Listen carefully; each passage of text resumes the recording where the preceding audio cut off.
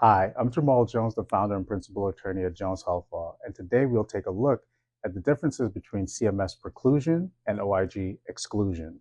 So let's start with CMS preclusion. The Centers for Medicare and Medicaid Services, CMS for short, established the preclusion list under its authority to administer Medicare Advantage and Part D programs.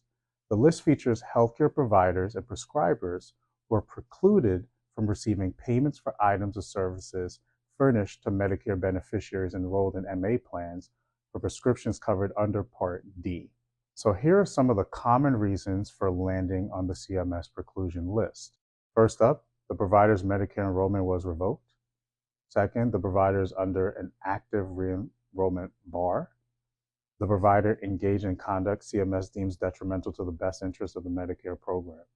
A few consequences of being on the preclusion list are as follows. The provider cannot be reimbursed for services under Medicare Advantage or prescriptions under Part D. MA plans and Part D sponsors must deny claims involving precluded providers. Now let's talk about OIG exclusion. The U.S. Department of Health and Human Services Office of an Inspector General, OIG for short, maintains the list of excluded individuals and entities. Under the authority of the Social Security Act, exclusions are imposed on individuals or entities found to have engaged in certain misconduct, such as fraud or patient abuse. The types of exclusions are mandatory exclusion, such as felony healthcare fraud or patient abuse, must last at least 5 years. Permissive exclusions, such as license revocation, misdemeanor fraud, discretionary term, and variable in duration.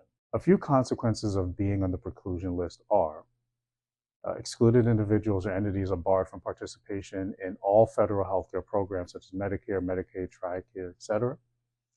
Payment prohibition is absolute, including indirect payments through employers or contractors.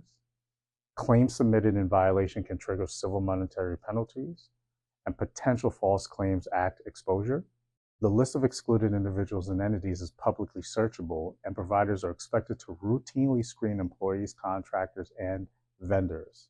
So why does the distinction matter for legal and compliance strategy? Well, for healthcare providers and other individuals and entities conducting business in the healthcare industry, it's important to understand key differences between both mechanisms and how they limit participation in federal healthcare programs. For CMS preclusion, a provider can be precluded but not excluded. Providers may not be aware of their status unless informed by a Medicare Advantage or Part D plan. Those involved in revocation appeals or under investigation should consider the downstream implications for preclusion, even absent formal exclusion. For OIG exclusion, exclusion carries broader legal implications due to its statutory mandate and potential linkage to False Claim Act liability. You should consider implementing robust exclusion screening protocols such as monthly LEIE checks and documentation of compliance efforts. Employment of excluded individuals knowingly or unknowingly can result in significant penalties, even if the excluded person is not directly involved in patient care.